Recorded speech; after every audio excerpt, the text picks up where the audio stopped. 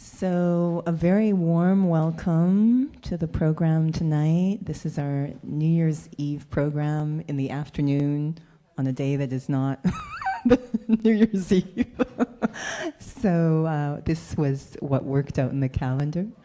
Anyone new to the Brahma Kumaris? Anyone's never been to a Brahma Kumaris program? Don't be shy. It's fantastic. You're special. All right. See, Richard's trying to help you out back there. So our program's a little bit strange, which you may already have figured out. We like to kind of explore the significance of these kind of special events. So it may not be the typical kind of celebration. And for that, there is one more announcement. If you can make sure that you're sitting beside someone that you can have a conversation with. So you'll need a conversational partner. If you can establish that relationship with someone beside you, that would be great. All right, so you might later on need a conversational partner. So our program tonight is called Once Upon a Time because it's always about a story. And we do have a story and storyteller for you tonight. And I won't say much more. Our storyteller is Sister Tanya, who's coming from the Brahma Kumari Center in Montreal, where she is the co-coordinator. And she had a previous life as an actor. So we always like her to come in and use those skills. So enjoy, and we'll see where it goes from there. Welcome, Tanya.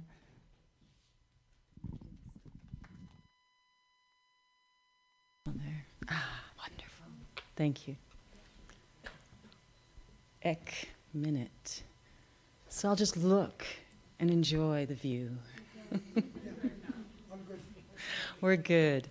So welcome to this unique New Year's afternoon before New Year's Eve program. And we have a special story that I certainly had not, oh, look, I've got sound effects. I had not really known about before. And this story is part of a series called The Guardians of Childhood. Anyone heard about The Guardians of Childhood? I think they've made some movies, but anyway. So this evening we're going to hear about one of those guardians of childhood, the Sandman.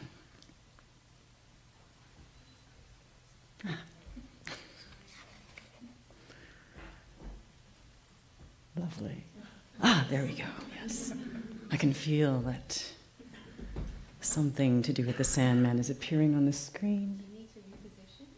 Well, maybe a little bit here, because otherwise it's going to be like, oh, I'll need a Cairo actor. Why don't I just go here? Mm-hmm. Do you want to turn the seats like that?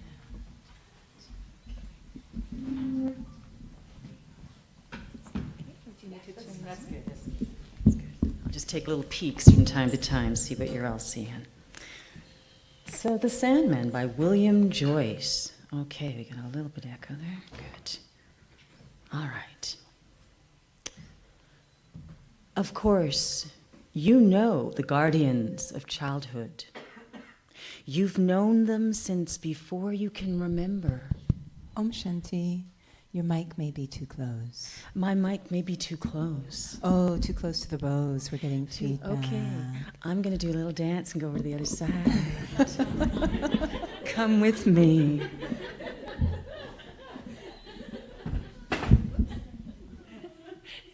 This was all planned. Do we need to flip the mic?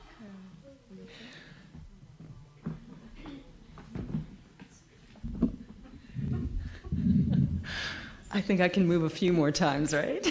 I'm going to go back there. No, I'm going to stay right here. Let's start again, okay? So this story is called The... All right, you were paying attention. So just in case you missed it.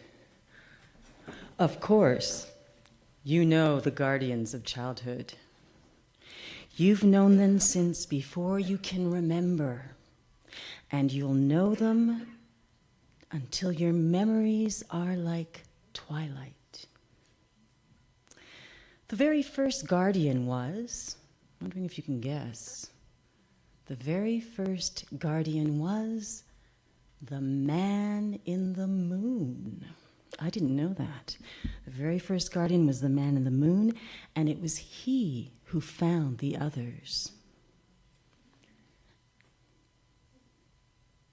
Man in the moon? Where is that man in the moon? Ah, there he is.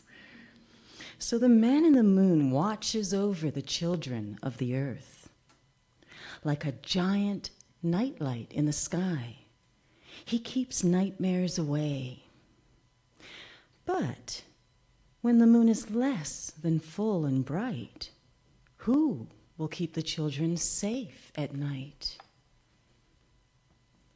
The man in the moon needed another to help him, and so he searched with his many telescopes until he saw a face he recognized. Ooh, he's a cutie. He saw a face he recognized, and so he looked once, he looked twice, he might have looked a few more times, until, yes, could it be?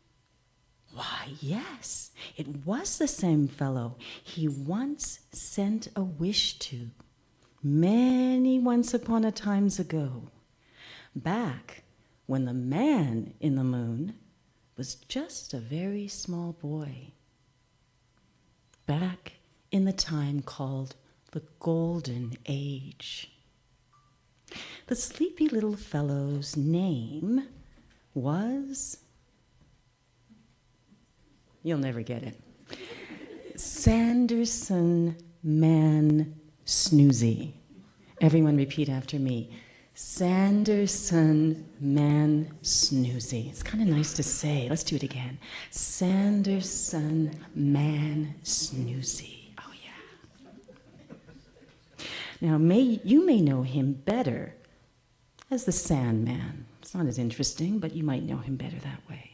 But he began his journey as just plain Sandy. And this is how he came to be. Now, the Golden Age had been a glorious time of hope and happiness and dreams that could come true. In those days, Sanderson Man Snoozy was the pilot of a shooting star.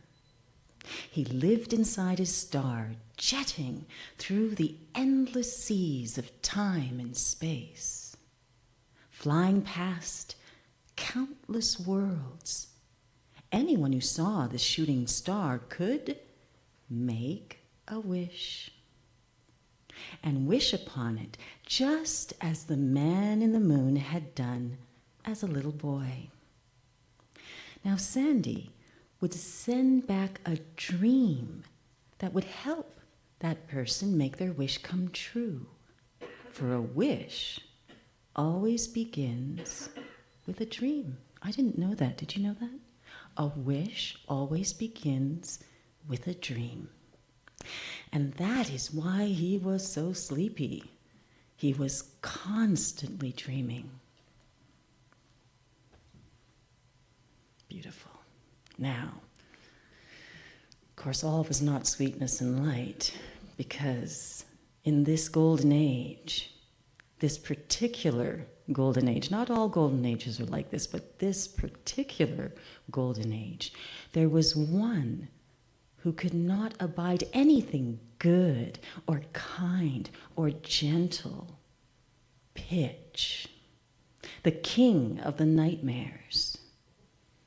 Real scary dude. Yeah. Pitch, the king of the nightmares. He had sworn to destroy sweet dreams and shooting stars.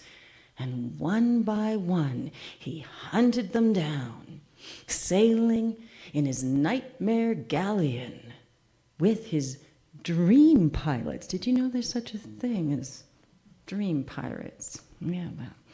So he had his dream pilots, not pilots, but pirates. He would harpoon the stars and drag them to their doom, hurling them into moons, planets, or even the endless darkness of a black hole. And so, a little scary now, you're okay? It was with Sanderson Mansnoozy and his star. They were near the shoulder of the constellation Orion when Pitch attacked. The Nightmare King lanced the star with his harpoons, and for the first time, Sandy knew fear. And his fear only made Pitch stronger. Now Sandy could not let his star be harmed, so he swerved and breached with astonishing daring and finally broke free. But he lost control of his star. It streaked through space like a missile, a bullet, a wayward arrow of flame and hope. They tumbled toward a small green and blue planet called Earth. He was certain he would crash. He could hear the laughter of the dream pirates and felt helpless and afraid. But as Sandy plummeted earthward, he heard 1,000 wishes, the wishes of children who saw his star streaking toward them. Now Sandy knew he must not harm a single child, and so with all his strength, he guided his star away from the land and over a vast sea. Now, just as he was about to crash, he heard a wish that seemed to come from very, very far away. It was bright and clear and kind. "I wish you well," was all it said. So Sandy closed his eyes and dreamed that all would be well.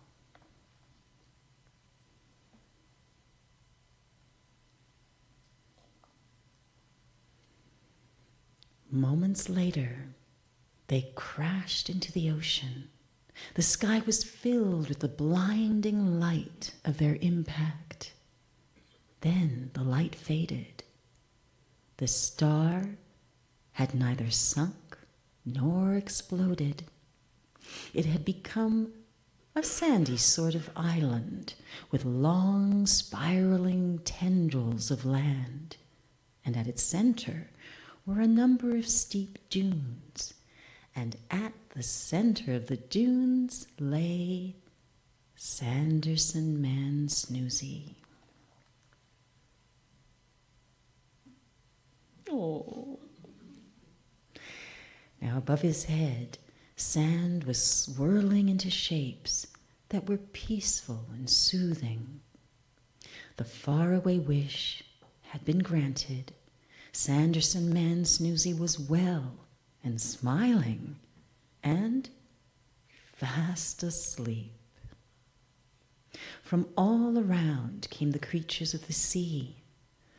The mermaids were enthralled by Sandy's dream sand, and from that moment on, they were determined to help this little lost man, a fellow traveler, but from the ocean of the sky.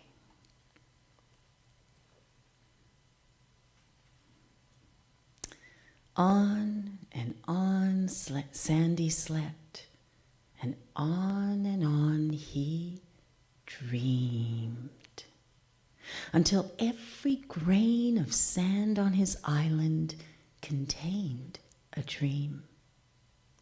10,000 nights and dreams passed. Pitch had vanished, and so had the golden age.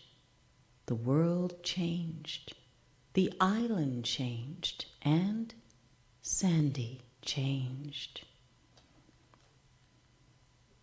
And then, one night, a moonbeam shined down on him, and he heard the voice from long ago that had wished him well.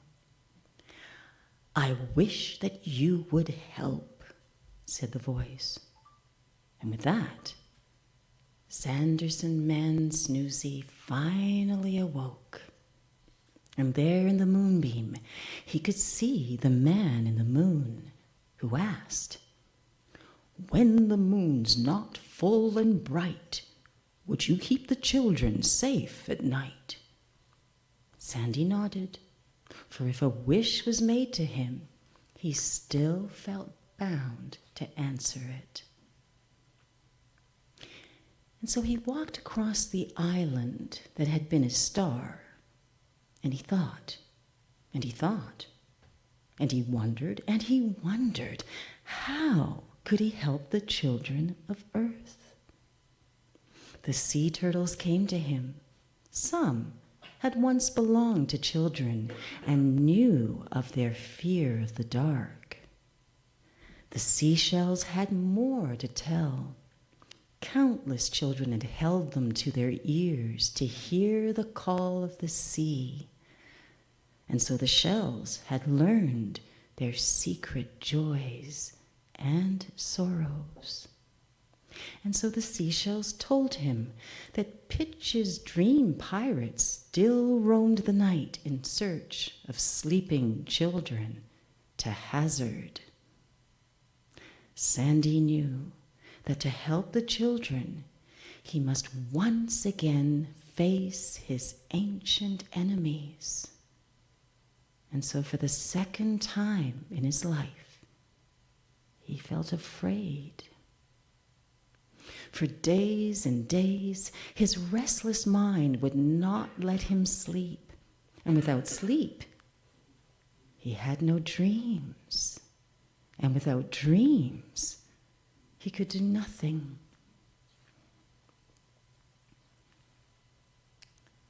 Luckily, the mermaids knew a way to help their friend. They came from the sea, and with a sweet lullaby, "Dreams, sweet dreams, be in the sand you hold. They banish all the darkling fears and fill the night with gold." And so he dreamed. He dreamed of how he would help the children of Earth, and as he did, the island began to transform. A wondrous castle grew all around him. And from that castle, a great cloud of sand carried him into the sky. And on this cloud, he journeyed to every land, and to every child who was sleeping, he sent a lovely dream with his dream sand. And from every dark corner of the world, the children slept unafraid, for all the nightmares were chased away.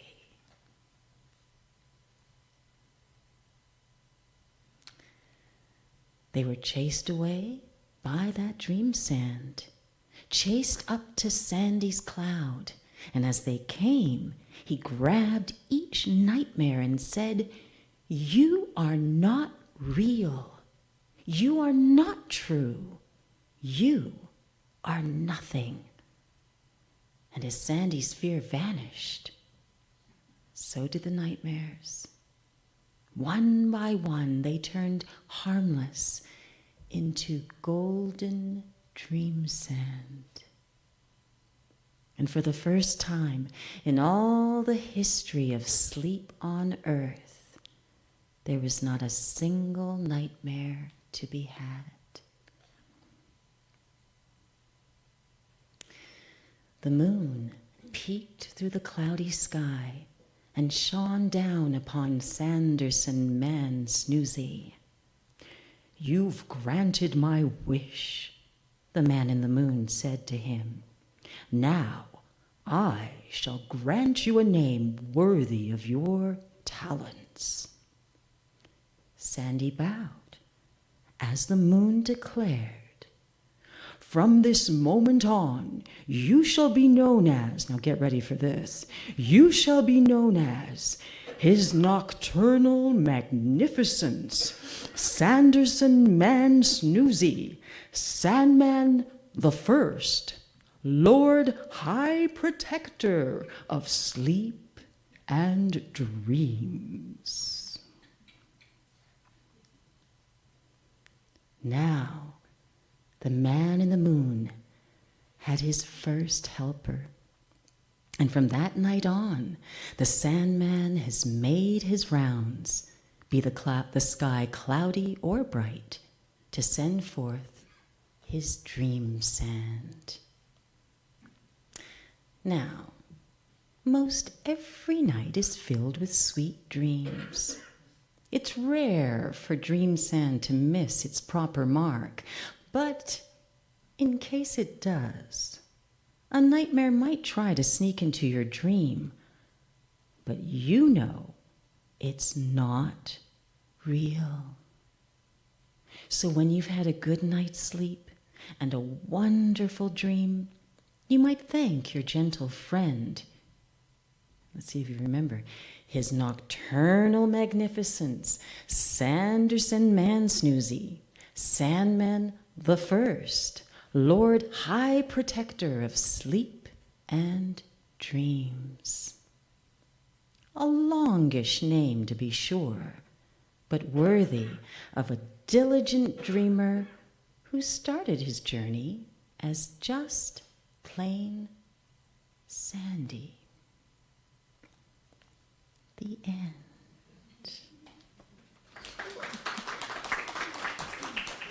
And thank you, you were wonderful. I think I go away now. If you want, or you can stay.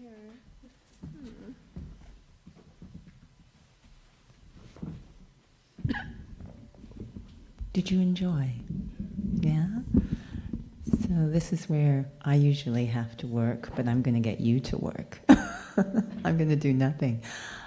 We mentioned this idea of someone you could have a conversation with. So I know as I listen to this story, I could really feel it is packed with so much symbolism. And these stories, when we explore them on events like this, we always hope that somehow we can personally find something that's relevant to our life right now, that it might spark.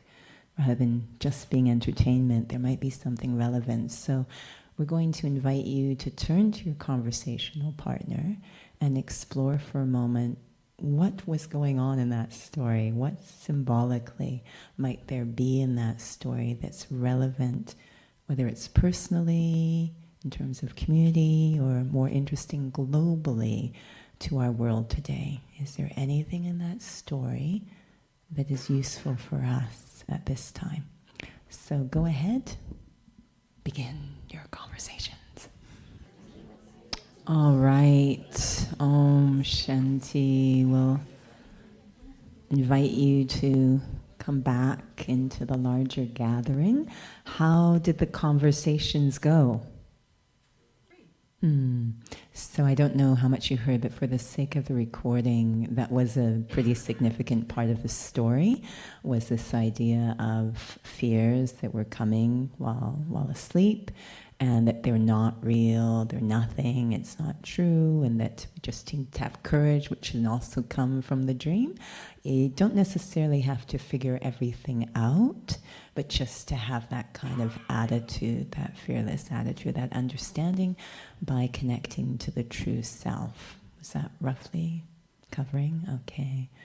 Anyone else want to? Yes, go ahead, Garima. Right. Yeah.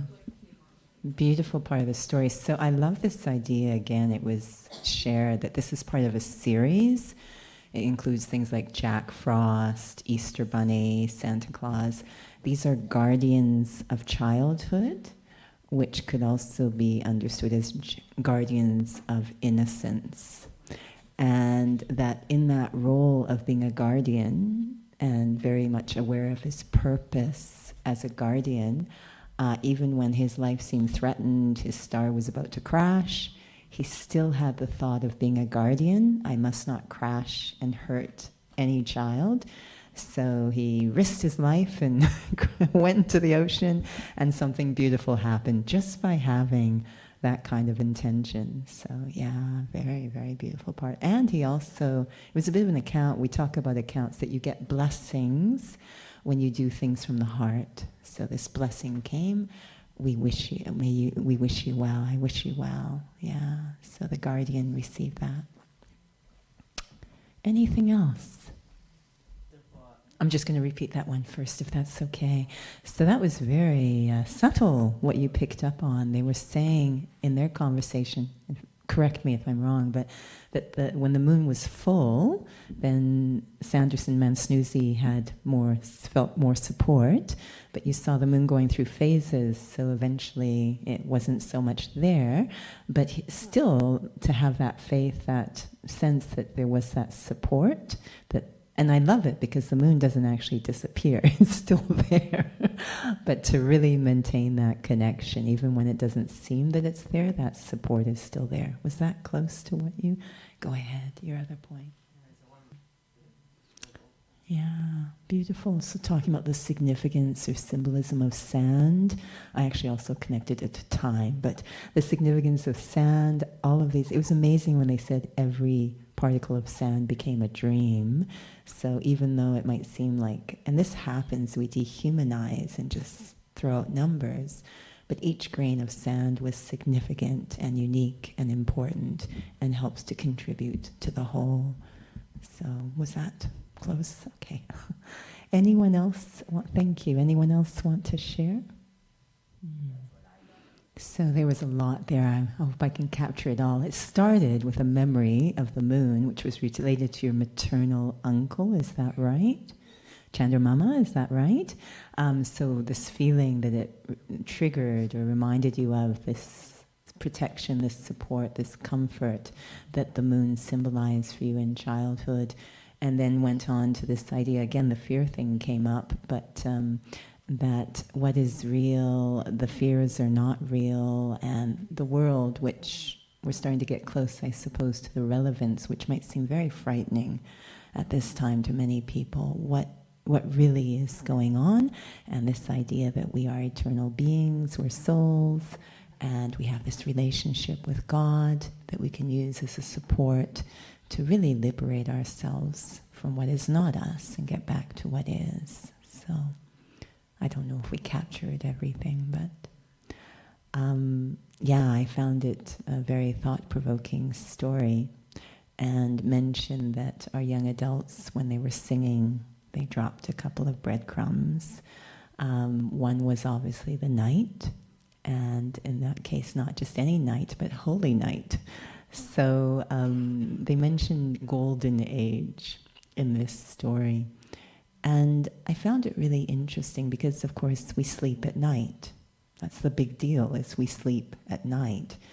And some do compare this time we're in for humanity as sometimes the darkest time in terms of what we see happening on the planet, how we feel about ourselves, how we feel about each other, what we see happening globally.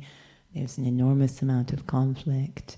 Right now, we are in a very, very small percentage of people on this planet that can sit comfortably and have an event like this. I'm always aware as I go through the day that I am very, very, very fortunate, and I'm in a very small percentage. Many, many on this planet are really struggling. And even if externally they appear wealthy and to have a lot, internally they're really, really struggling. I was reminded the other day, not to depress anyone, but I was remembering the other day, it came up in a conversation about a fellow student I had in junior high. I don't know, we were talking about track and field. and really, really sweet soul, very mature. We used to call him Golden Boy. He had everything. Blonde hair, blue eyes, super personality, super athletic, everything. And fast forward a few years later, I ran into the one childhood sweetheart. Anyways, I ran into her, and she shared that he had committed suicide. So I would never, I don't know what happened or what was going on. We don't know. We don't know. So even if we appear physically to have a lot, souls are really, really struggling inside. And so it's kind of the darkest hour in some ways of humanity. And though at night we might say we sleep, I think what makes it holy or golden night, I think what Sandman really also represents, although he dreamed and dreamed, he was fully awake. He was not asleep at all. That's what really struck me, is he was fully awake. He was very, very aware of the potential of humanity, that in some sense we've fallen asleep to what is great within the self, the kindness of humanity. So when I listen to the story and talk about dreams, I feel he's actually connecting to the truth. He's waking up. And this relationship of dreams and wishes that I need to remember or reawaken to that, what we call dream or potential of the self, of humanity, and then I'll know exactly what to wish for. If I'm asleep, my wishes are different. You know, when I'm asleep, I do things like I wish for a car, or I wish for a good job, or I wish for this relationship, or but when I'm fully awake, all my wishes are really about reconstructing the self, returning to that original golden state of the self. So I feel he was fully awake. And that brings us to the first song, Believe. I was really shocked when you started to sing that, because this is the main thing this story represented for me. About a month ago, both Tanya and I were visiting the BK Center in Florida, Tampa, Florida. And I think one of our main conversations when we were there was all about believe. What do you believe? And it has stayed with me so much. It is so powerful, what you believe. We use other words like faith, trust, even recognition. What do you believe? And sometimes we see the word believe and we connect it with good things like I believe in you. But quite frankly, it can be a blessing or a curse. It all depends on what you believe. So I could say, I believe in myself, I have confidence in myself, but deep down inside, I might actually believe something else. And that will pull me down. So it's quite a deep subconscious thing, what I believe. And to be able to, you know, this is the whole idea again of the Sandman and sleeping and subconscious, to really be able to awaken beliefs that uplift is critical. So as an example, you know, with the Brahma Kumari centers, we invite souls when they come. We say, do you believe you're a soul? An intellectual, I can say, yeah. But do I believe I am a soul? Because it will only work if I've accepted it deep in my subconscious. It will only work. There's tons of benefits to believing I'm a soul. And we talk as if we want a world where we believe we're souls, where we don't look at each other by the color of the skin or the gender or any of that stuff. We want that kind of world. But it means I have to believe I'm a soul and you're a soul. So do I believe that? Do I believe that I am a child of the Supreme Soul? And that's pretty critical too, because that's connected to the potential of the human spirit. You I have this DNA that's very almost majestic, royal, as a child of God. It's like discovering I'm the son of a king, quite frankly. Very, very elevated sense of self. Do I believe that we travel through time, that we are eternal? What do I believe? Is that fully awake inside? And I feel that we have reached a time, this darkest hour, as we go into this new year. I feel that is the conversation. The biggest conversation I need to have with myself is, what do I believe? And am I living according to those beliefs? Are those beliefs connected to the world I would like to live in? So this whole dream-wish connection. I can dream of a kind of world I'd like to live in, where everyone is loving and kind and there's no violence, no disrespect. Do the beliefs I hold connect to creating that kind of world? This isn't something someone else can do on my behalf. This is not something that can be politically regulated. This is a very personal thing. So I really feel this is the question of the hour, is what do I believe? Is that awakened inside, and is it connected to the world I dream for? So we'll perhaps stay with that thought, and you're going to receive a message at the end of this program that invites you to explore 3 key beliefs. But first maybe we'll have a little bit of a meditation together to launch that inner conversation. It will end with a song as well. And then we'll conclude with Toli and blessings and gifts and all that good stuff. And this message, New Year's message. Before we do that, is there any last comment anyone wants to make? Are we okay? Yes, Ricardo, go ahead. Yes, you were talking about subconscious, and I think that's also a symbolism of the fact that Sandman is dreaming. So it's also working at a more deeper level. Yeah, very much so. If you didn't hear, Ricardo Bai was talking again about the subconscious and connection to dreaming. In dream, your dreams are actually informed a lot by what's going on in your subconscious. So accessing that level. And I've always felt what we call meditation, in truth it's remembering, is that if I can become really good at it, I am gaining facility at working with my subconscious. So it's quite a valuable skill to develop. We call it meditation.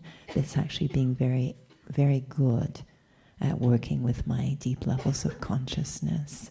So in fact, psyche of psychology means soul. So the true psychology or true working with psyche is actually a spiritual endeavor going very deep inside the self. So let's have a little bit of reflection, and then I think there's going to be a song. I won't be singing because that would just be a nightmare for all of you. Tanya will sing. Some people think we're related. There's a few things that kind of makes me question. And one is that Tanya has a beautiful voice, me not so much. So, so you don't want me to sing. Let's have a little reflection together.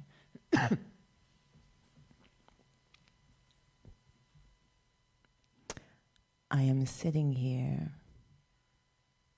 with my eyes wide open. The last thing I want to do at this time is to sleep.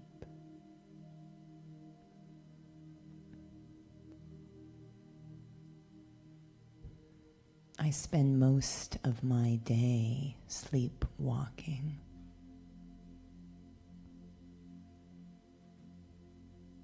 I fulfill all my roles and responsibilities. I perform lots of tasks. I get a lot of things done. But I'm not always fully awake.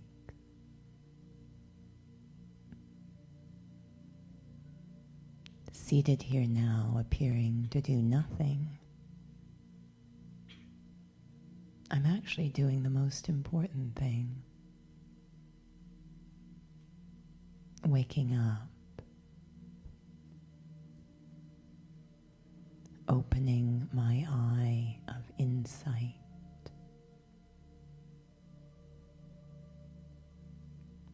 Seeing what can't be seen with the physical eyes,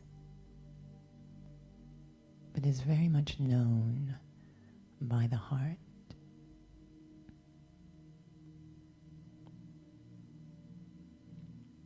Starting with myself.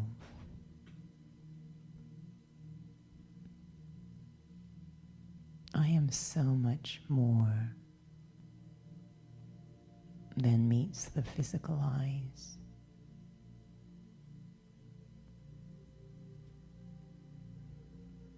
That's just the surface. And it's very temporary.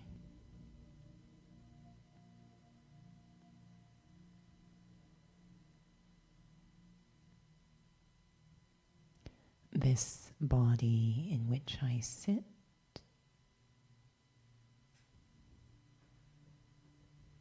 is temporary.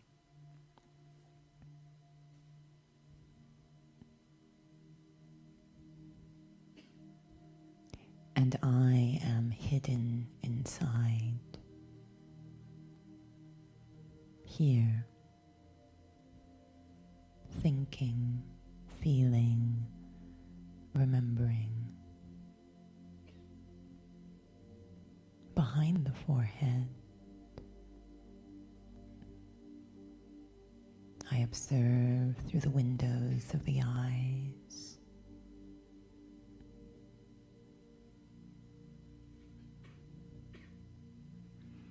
But I know I am much more than just bones and tendons and muscles, this body.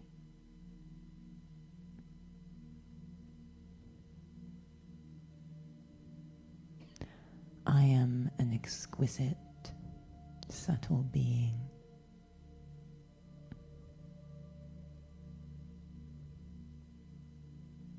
Nothing of this physical world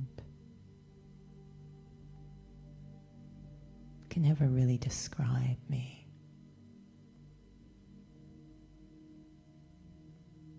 I've been compared to a star, a diamond, a pearl. I am life.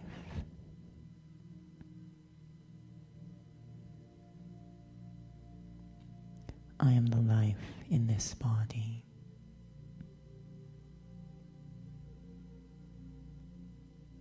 Very subtle.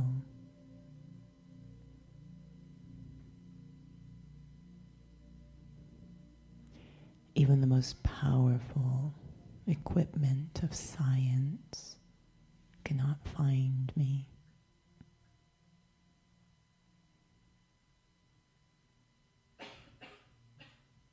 It's only when I'm very quiet, very awake,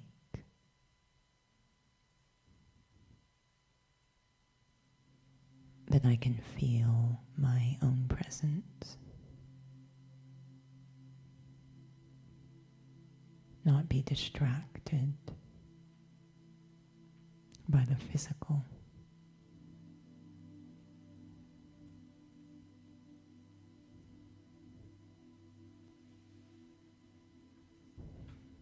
And the sign that I've awakened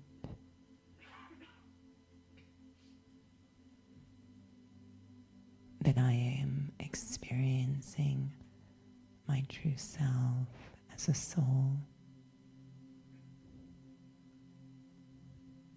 a tiny spark of life.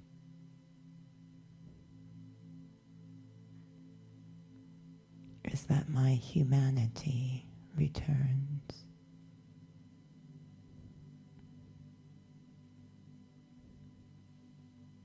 I am peaceful.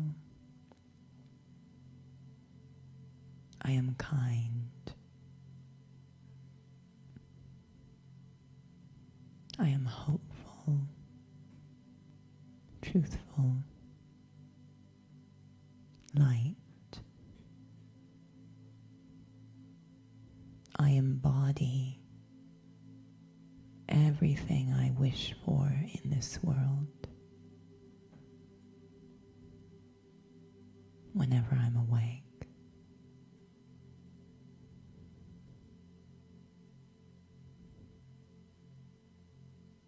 And I begin to see others in this way too.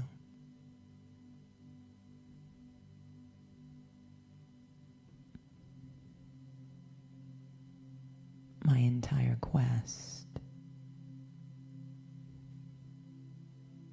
begins to focus on just staying awake.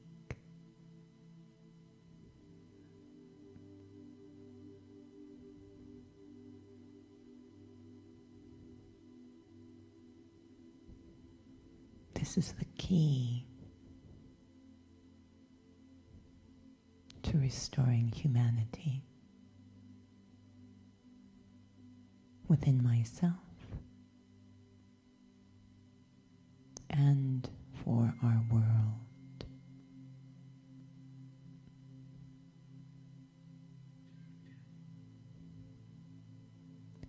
Om Shanti.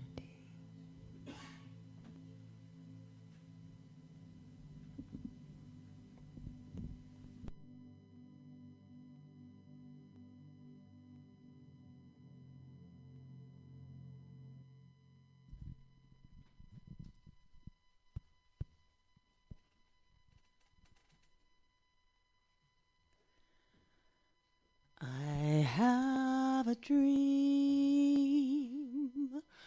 a song to sing, to help me cope with anything. If you see the wonder of a fairy tale, you can take the future,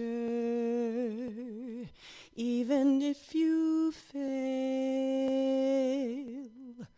I believe in angels, something good in everything I see.